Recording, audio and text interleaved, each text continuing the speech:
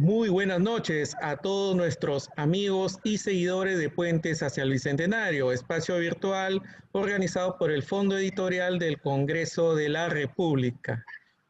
En esta oportunidad vamos a abordar un tema muy importante para todos nosotros, como es el centenario de la proclamación de la independencia y su celebración. Vamos a dar una mirada, en otras palabras, a qué aconteció, qué sucedió en 1921 durante el régimen del expresidente Augusto B. Leguía. Este tema va a ser abordado por la destacada doctora Carlota Casalino Sen. Vamos a conocer un poco más de su trayectoria. La doctora Carlota Casalino es licenciada en Historia en la Universidad Nacional Mayor de San Marcos y también ha obtenido el doctorado en Ciencias Sociales por la misma Casa de Estudios. Ha obtenido también el grado de Magíster en Historia en la Pontificia Universidad Católica del Perú. Es profesora principal del Departamento de Historia de la Universidad Nacional Mayor de San Marcos, es investigadora por el CONCITET y sus temas de especialización son educación para el desarrollo y ciencia política, así como monitoreo y evaluación de planes, programas y proyectos. Ha sido coordinadora de la Oficina de Reforma Universitaria y directora del Departamento de Historia de la Universidad Nacional Mayor de San Marcos, además de directora ejecutiva de su centro cultural. Y en el ámbito público, su papel en el Estado ha sido gerente de registro electoral en RENIET y subgerente de investigación e información electoral de la Oficina Nacional de Procesos Electorales, OMPE. Sin mayor preámbulo, vamos a darle pase a la doctora Carlota Casalino, quien nos va a exponer sobre el centenario de la proclamación de la independencia y su celebración. Doctora Casalino, la pantalla es suya.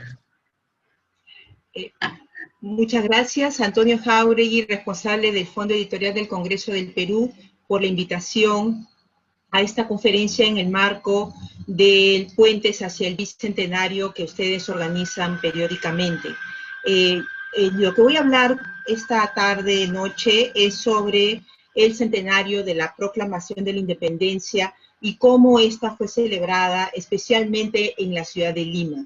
Y estamos hablando, por lo tanto, de 1921, y por esa razón vamos a hacer primero un análisis del contexto de ese entonces, y luego vamos a ver cómo es que se fue celebrando este acontecimiento. Para eso voy a compartir la pantalla.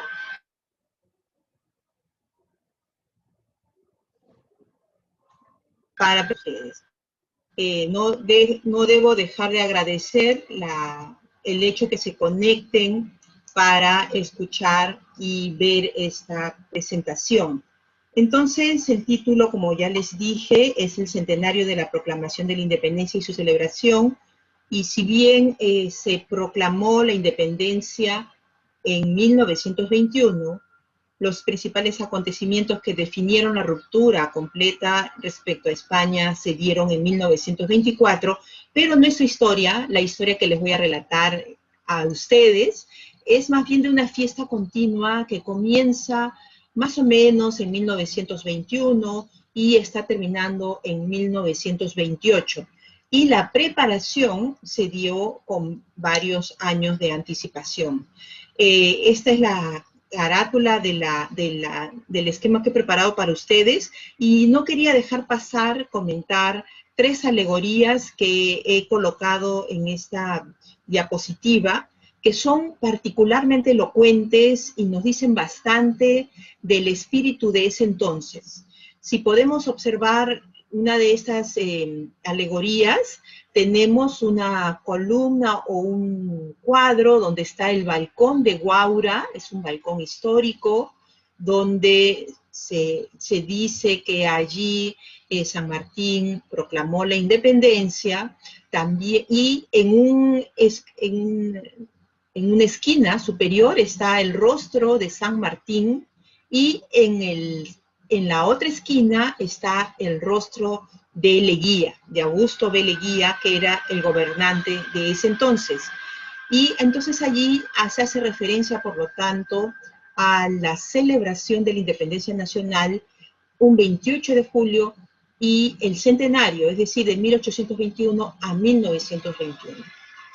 La alegoría que está a continuación es también bien interesante porque nosotros, si vamos al Distrito de la Victoria, podemos observar que hay un monumento, el monumento Manco Cápac.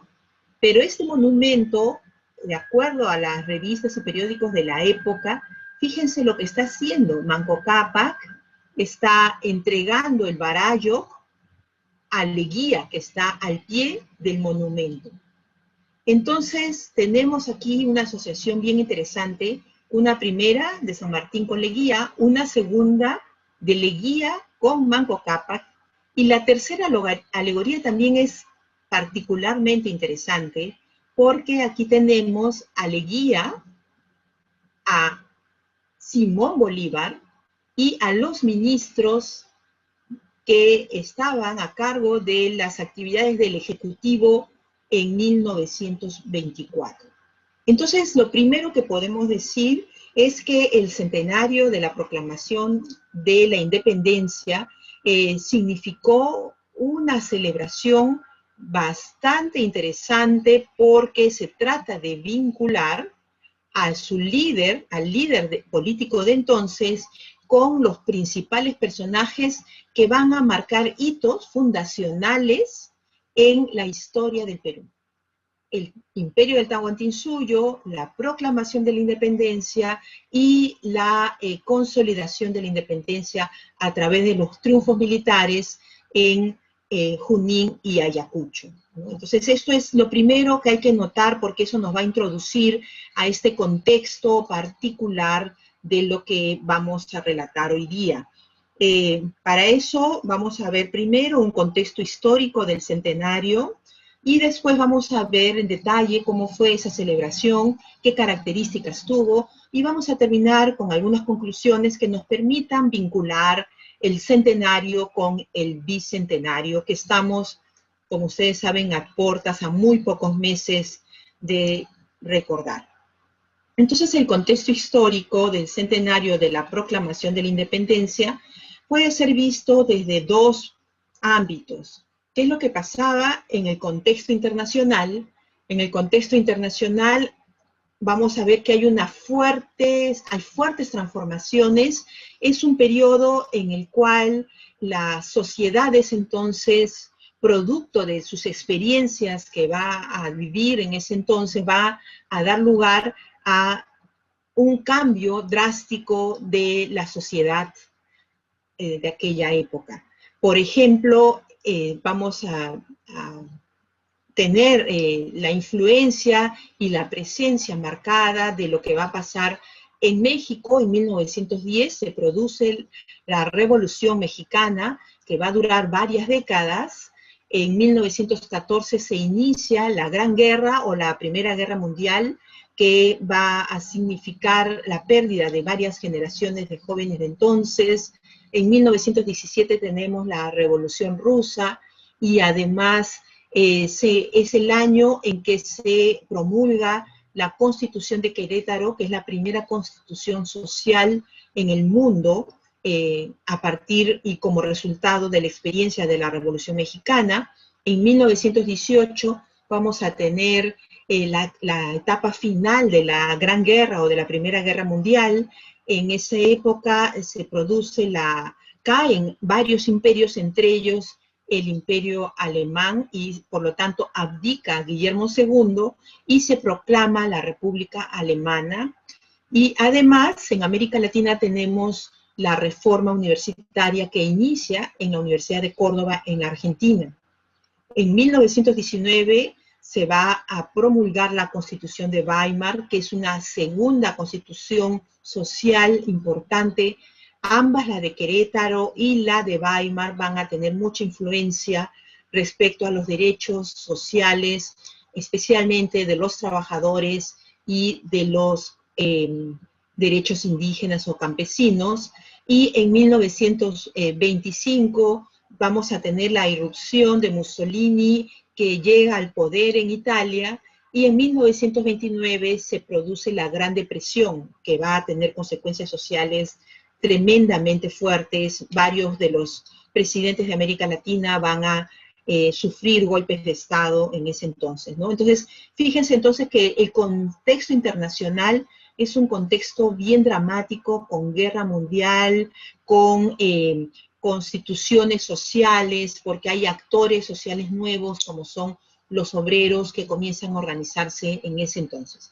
En el contexto internacional no, van a pasar también varias cosas importantes, varios procesos importantes. Podríamos comenzar en 1908 con el primer gobierno de Augusto B. Leguía, que este primer gobierno se da en el contexto de la república oligárquica o república aristocrática, si utilizamos el concepto dado por Jorge Basadre, pero también un aspecto bien importante es que en 1908 se inaugura la cripta de los héroes de la Guerra del Pacífico, que va a significar, por lo tanto, un mecanismo de cómo la población peruana va a trabajar el duelo colectivo respecto a la pérdida de la guerra, y en ese momento Tacna y Arica son las provincias cautivas.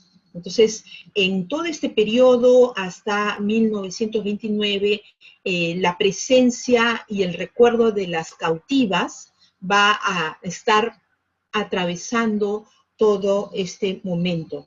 En 1910 se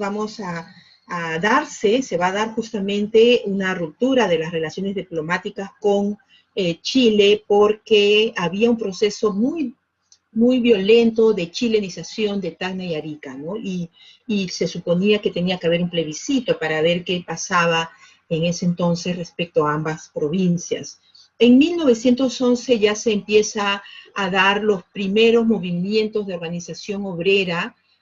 Los sindicatos comienzan a organizarse, comienzan a haber huelgas en el Callao especialmente, donde en 1912 son muy famosas además las huelgas en las haciendas del Valle de Chicama, y vamos a tener huelgas generales en Lima y el Callao especialmente, y además es el mismo año que coincide con la presidencia de Billinghurst.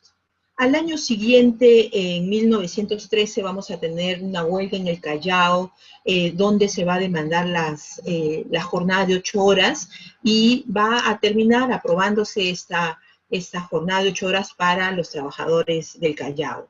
Y así vamos a tener varios movimientos importantes en ese entonces. En 1914 se va a producir la caída de Billinghurst, y vamos a tener al siguiente año ya la presidencia de Pardo, y en 1919 va a ser un año particularmente importante, porque en ese momento lo que vamos a tener es que va a haber un paro general. Si uno mira los periódicos, yo he tenido la oportunidad de revisar los periódicos desde enero de 1919, vamos a ver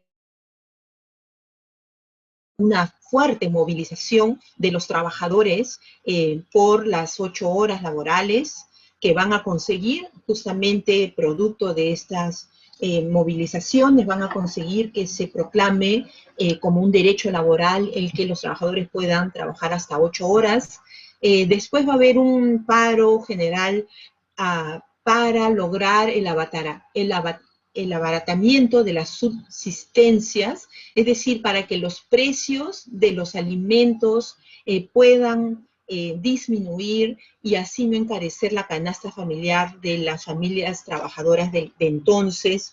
También va a haber huelga y movilización muy importante de los estudiantes, porque van a pedir la reforma universitaria, ¿no? Es decir, que los estudiantes puedan participar en la calificación de sus maestros, y además que puedan participar además en la toma de decisiones de algunos aspectos importantes en la marcha de la universidad.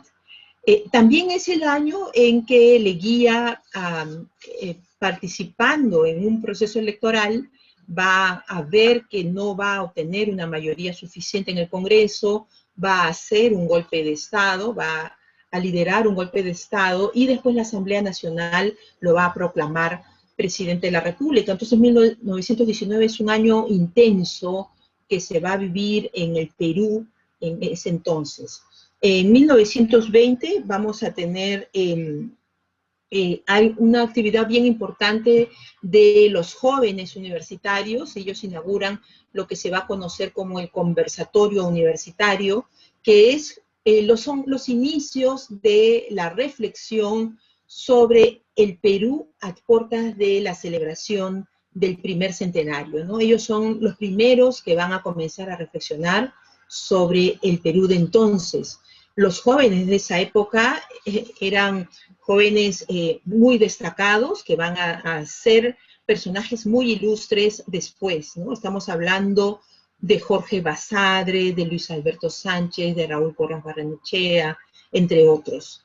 Después vamos a tener las tratativas para que se modifique la Constitución en el 24 y pueda ser elegido Leguía. Igual va a pasar en el 29, nuevamente se va a modificar la Constitución aprobada en el 20 para que Leguía vuelva a ser elegido por segunda vez. Y eso va a significar, por lo tanto, de 1919 a 1930, lo que conocemos como el oncenio de Leguía. El oncenio de Leguía también se llamó la Patria Nueva. Y la Patria Nueva no era otra cosa que una expresión, según los estudios de Manuel Burga, él plantea que fue Abraham Valdelomar, este poeta tan famoso que todos recordamos, él tomando en consideración y apreciando estos cambios internacionales y nacionales que hemos observado, él va a decir que estamos en una patria nueva, es decir, viviendo nuevas experiencias, nuevas formas de ver a la movilización social, nuevos temas sociales muy importantes, porque en este periodo los procesos sociales de proletarización, de profesionalización, van a marcar la presencia de nuevos grupos sociales que van a tener una impronta, van a dejar una impronta en nuestra historia de este entonces, ¿no? Entonces, este contexto nacional e internacional da el nombre de Patria Nueva al oncenio de Leguía y van a utilizar un juego de palabras donde Patria Nueva se rememora una república nueva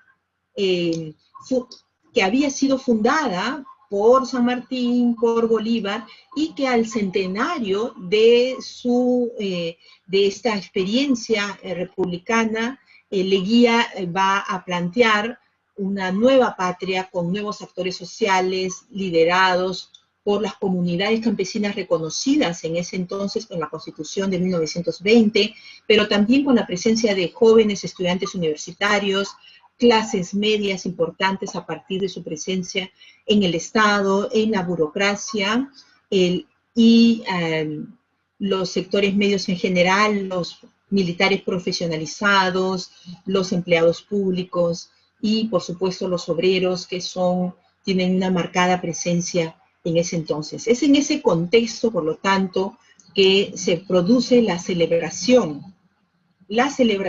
de 1921 y que continúa hasta 1924.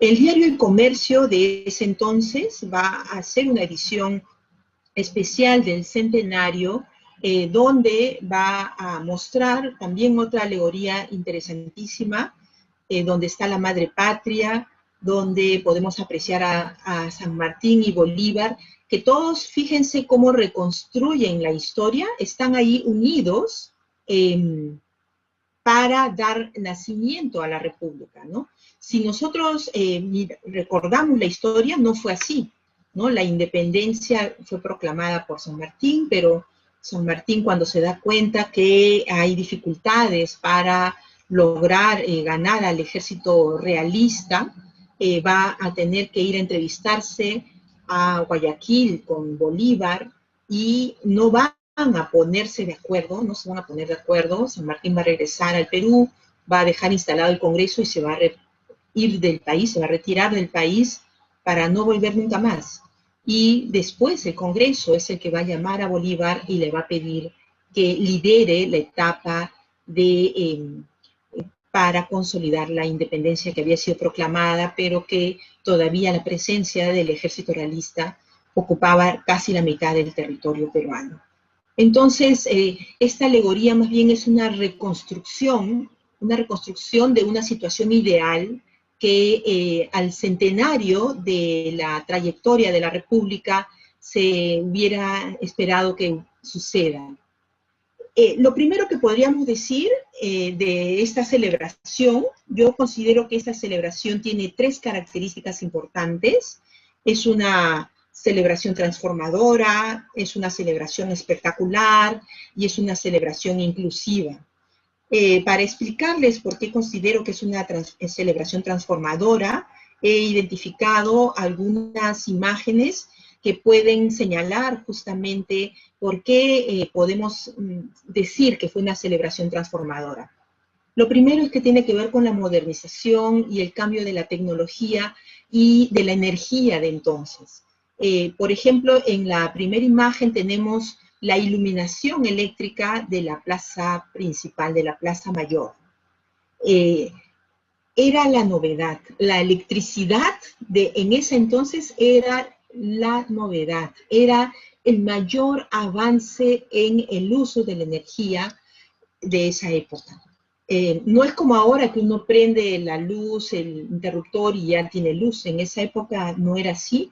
Recién comenzaba a difundirse el uso de la electricidad y por lo tanto cuando uno quería hacer una gran celebración, pues invertía mucho para iluminar con electricidad los espacios públicos, ¿no? Entonces, la Plaza San Martín, la Plaza de Armas, entre otros lugares importantes, van a tener un alumbrado eléctrico público específico para mostrar esa celebración.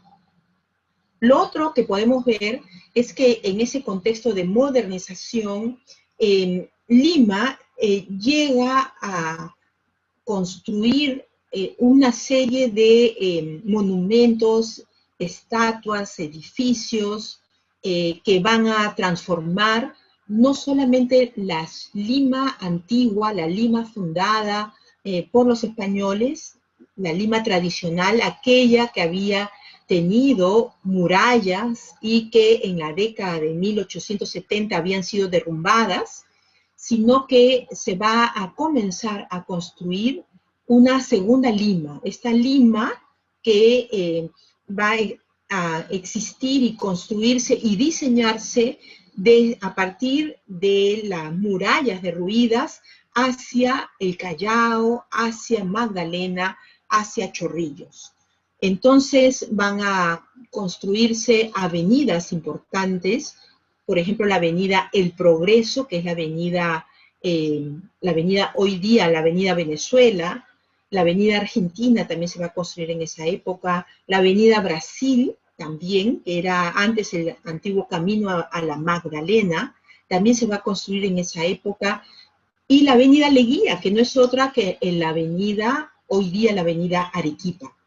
Entonces, todas estas grandes avenidas van a dar lugar a una propuesta de construcción importantísima, donde van a participar capitales privados, capitales públicos, y los vecinos también van a participar haciendo construcciones y tratando de ponerse al día con la información y con la construcción.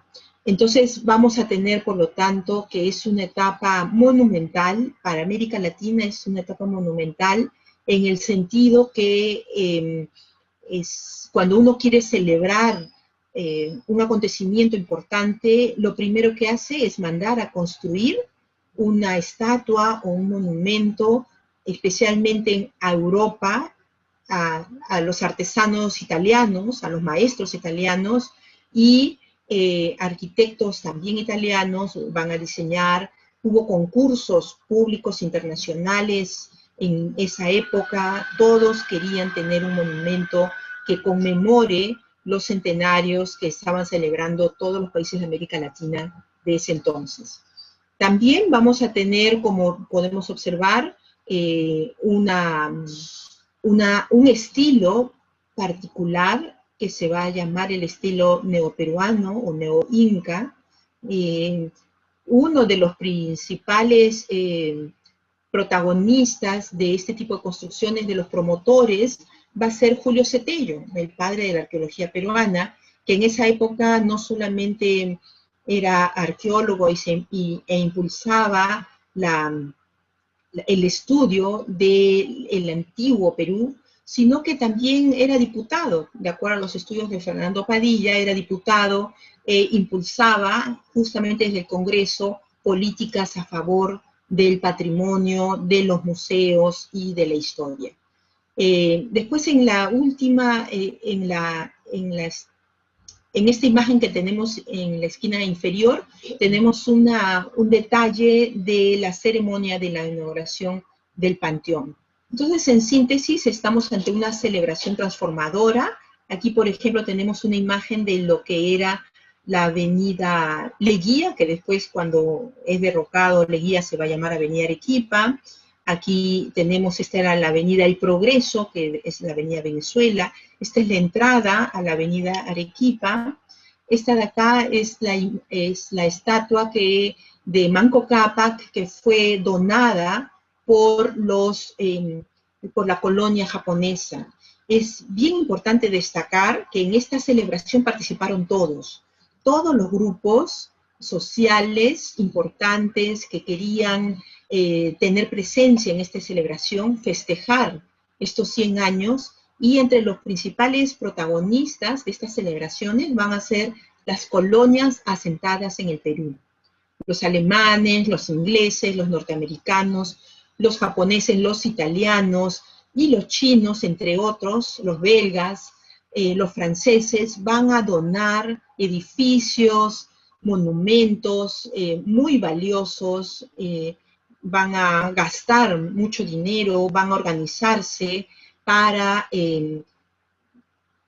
incluirse, ¿no? Y para ser incluidos en esta gran celebración, ¿no? Entonces tenemos que hay una comunidad nacional muy heterogénea, muy diversa y muy activa en estas celebraciones. Podemos apreciar también aquí en la esquina superior derecha que se está construyendo en la Avenida Brasil, que también está en pleno proceso de construcción.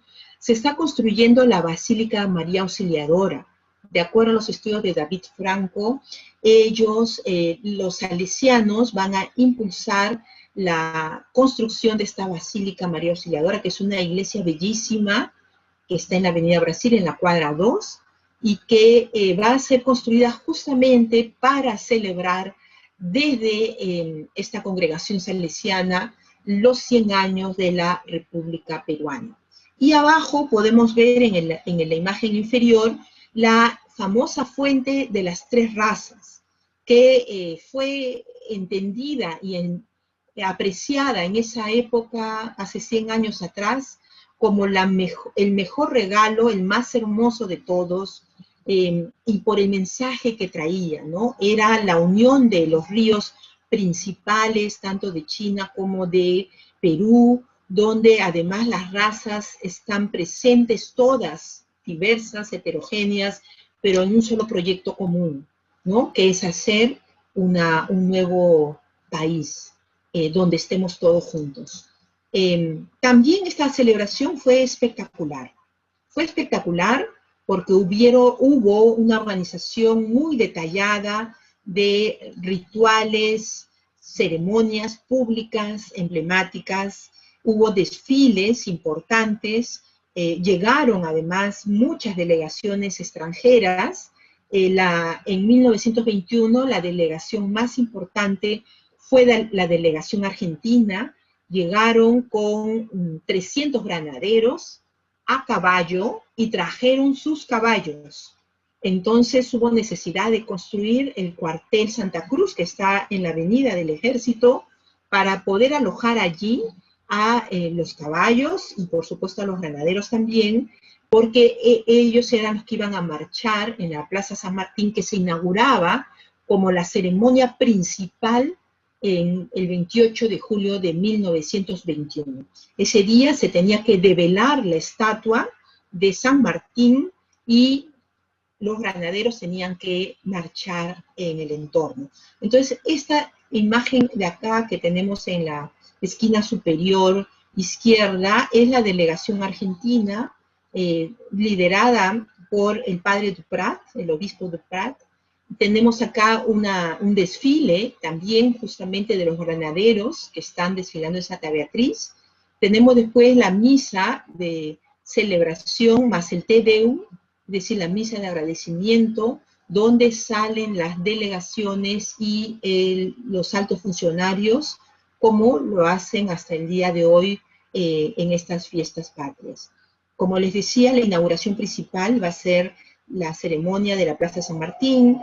También es necesario señalar que se va a organizar una exposición industrial, no solamente de la industria peruana, sino de varias delegaciones que van a llegar de América Latina, exponiendo sus principales industrias. Recordemos que es una época donde la industrialización era bastante incipiente, donde va a haber además este proceso de proletarización justamente por la instalación de varias fábricas textiles, entre otras que va a haber en esa época. También se van a inaugurar museos y va a haber grandes banquetes para las delegaciones que van a venir.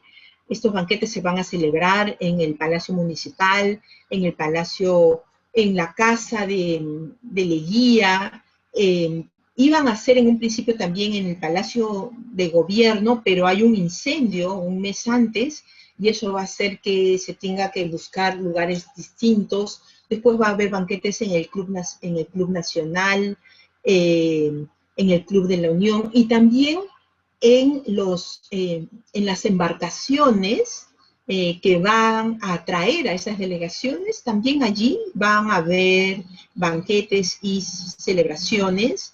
Se va a inaugurar obras de teatro en lo que hoy sería el Teatro Municipal, que también va a ser remodelado para ese entonces, y para la población en general va a haber la novedad de los cines. En varias plazas, sobre todo en Barrios Altos y en el Parque Universitario, van a haber presentación de películas al aire libre, después fuegos artificiales, y por lo tanto va a haber, como les digo, una celebración espectacular.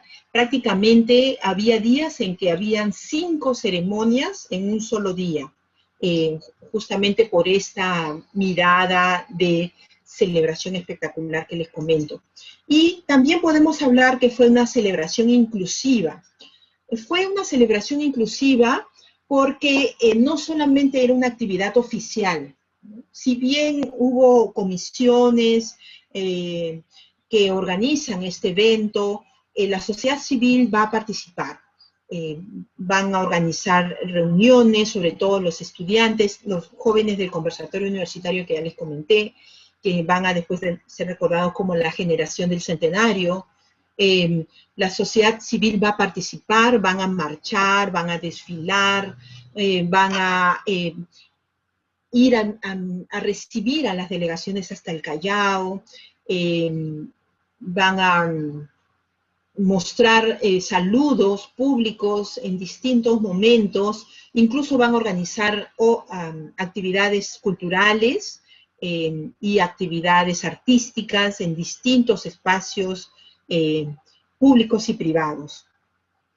Podemos observar que está acá en una de las imágenes Antonio Caso, que era el representante del México en plena revolución, que va a mandar también una delegación.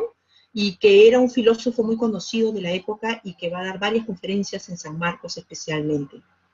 Entonces, pero si bien vamos a ver que es una celebración inclusiva, donde participan todos los limeños y limeñas, salen a las calles a celebrar todas estas actividades, van a haber ciertos límites. ¿Y los límites cuáles van a ser? Que Lima es la que se va a transformar, que Lima es la que va a concentrar la mayoría de las celebraciones y la mayoría de los monumentos y plazas y edificios y calles y avenidas se van a inaugurar en Lima. Pero el resto del país no pudo tener esos cambios y esas transformaciones. Por ejemplo, los ayacuchanos se habían organizado desde 1919, habían organizado su comisión pro centenario, tuvieron inclusive la oportunidad de tener ministros en el gobierno de Leguía que les facilitaría justamente lograr construir obras importantísimas. La gran expectativa que ellos tenían era dejar de estar aislados. Querían que el ferrocarril llegue hasta Ayacucho, pero no pudieron lograrlo. Entonces, al no poder lograr el ferrocarril, solamente hubo una construcción de una carretera y además hubo refacciones en el Palacio Municipal y en la plaza, pero no cubrió las expectativas que ellos pensaban, sobre todo porque ellos consideraban que tanto Junín como Ayacucho habían participado de manera muy importante en este proceso de la independencia. Entonces fue inclusiva, sí, pero para Lima. Es decir, la hipercentralización limeña ya estaba presente en la celebración del centenario. Para ir cerrando esta charla, esta conferencia, podríamos reflexionar sobre el centenario y el bicentenario, ¿no? Entonces, lo que podríamos decir es que las celebraciones del centenario se desarrollaron en un contexto político bastante complejo, como hemos visto en el contexto analizado. Fue una celebración transformadora en términos urbanos. Fue una ciudad distinta. Lima nunca más volvió a ser como era antes de 1921. Ya es el momento culminante de lo que es el desarrollo de la segunda Lima, la que va a quedar atrapada a partir de la década de los 50 con las migraciones y que después vamos a tener lo que hoy conocemos como las 4 Limas. Pero la segunda Lima, esta que rodeaba la Lima colonial, va a tener una historia importante justamente después del derrumbe de las murallas y hasta la década de 1950. Y su momento culminante va a estar justamente en las celebraciones del centenario. Va a ser también una celebración espectacular, con fiestas de luces y sonidos importantísimas, alumbrado eléctrico, fiestas, rituales, ceremonias públicas, y también va a ser inclusiva para Lima. Van a participar obreros, sectores medios, sectores de la élite, estudiantes universitarios, los inmigrantes de las distintas colonias residentes en la ciudad y en el país, van a participar, van a venir muchas delegaciones, y fue una fiesta continua, porque se va a inaugurar la primera piedra generalmente en 1921, y a lo largo de todos estos años, hasta 1928, se van a inaugurar las obras realmente, ¿no? Entonces, cada una de estas monumentos que se van a inaugurar van a hacer rememorar la celebración del centenario de la República. Y pensemos a pocos meses de la celebración del bicentenario, qué corresponde hacer, qué pensamos hacer, cómo será nuestra celebración. Eso es lo que todos nos preguntamos, y lo que podríamos decir es que es esta generación la que va a ser recordada justamente sobre cómo celebró su bicentenario. nos corresponde a la generación actual justamente pensar en cómo va a ser. Yo pienso que no va a ser por las características de lo que estamos observando y por el contexto del COVID, de la cuarentena, el contexto político que vivimos en estos días, en estas semanas, no va a ser una celebración transformadora en términos urbanos, pero puede ser una celebración transformadora en términos cívicos, en términos ciudadanos, que nos permita cumplir con la promesa de la vida republicana planteada por Jorge Basadre, que esté centrada en fortalecer una nación inclusiva, una nación que sea respetuosa de las diferencias, donde en el nosotros estemos todos y todas los peruanos. Muchas gracias.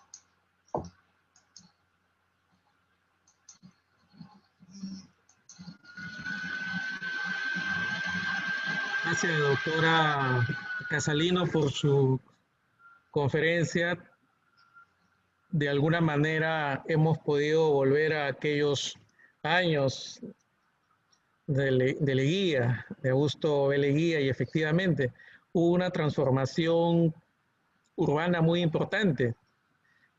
Las avenidas que usted ha mencionado, los monumentos, las plazas, es lo que ahora sigue constituyendo muchas de las arterias viales de la capital. Y bueno, ver la Plaza San Martín, que todavía constituye un símbolo muy importante hasta el momento, sigue siendo un punto de concentración de la población para expresar sus preferencias o sus discrepancias políticas, pero que de algún modo sintetiza un poco lo que es ese centralismo que usted muy académicamente ha expresado, ¿no? Es Lima, pero Lima o el Perú en todo caso es muchísimo más que Lima, definitivamente.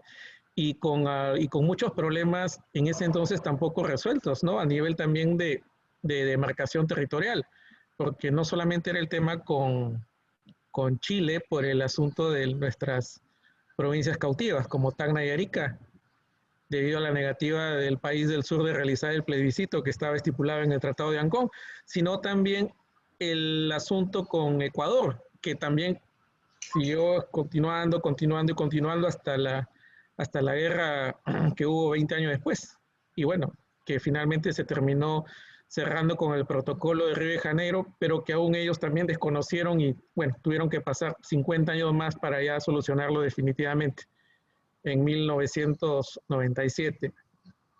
Está el tema de la modernización de la ciudad, de la electricidad, como esa novedad que me imagino yo, estoy tratando de recrearla en mi mente. Claro, efectivamente, debe haber sido algo muy, muy llamativo, ¿no? De iluminar la Plaza de Armas por primera vez, y de la visita de numerosas delegaciones, en especial la delegación argentina y toda la logística que mandó, como la construcción de un cuartel en Miraflores, precisamente. Bueno, estamos hablando de una delegación de 300 granaderos, es una delegación muy, muy importante.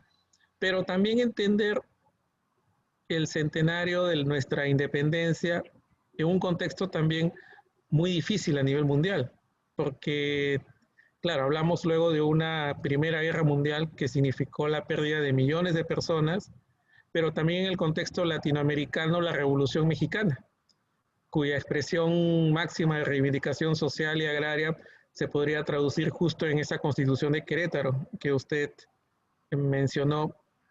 Y a nivel mundial también ya se vislumbraba lo que era la caída ya había caído ya para 1921, estaba todo el tema de los zares y de la revolución bolchevique, y en fin, un nuevo orden ya se encontraba apareciendo a a nivel mundial. Me quedo con la visión de Basadre, esa promesa de la vida peruana que todavía no hemos alcanzado, se ha quedado en promesa. Seguimos siendo ese problema y posibilidad todavía. Si seguimos empleando al maestro Basadre, hay que resolver nuestros problemas internos y mirar con optimismo el Bicentenario, que creo que es la única manera de poder alcanzar ese desarrollo y cumplir esa promesa de vida peruana, esa promesa republicana con la que creemos que nosotros podemos desarrollarnos como Estado, como nación y como peruanos en general. No, doctora, agradeciéndole nuevamente sus palabras, su participación en Puentes hacia el Bicentenario. Me despido de todos, muy agradecido, doctora, nuevamente le reitero mi agradecimiento por su participación y bueno, a todos nuestros seguidores de Puentes hacia el Bicentenario, muy buenas noches. Gracias a todos.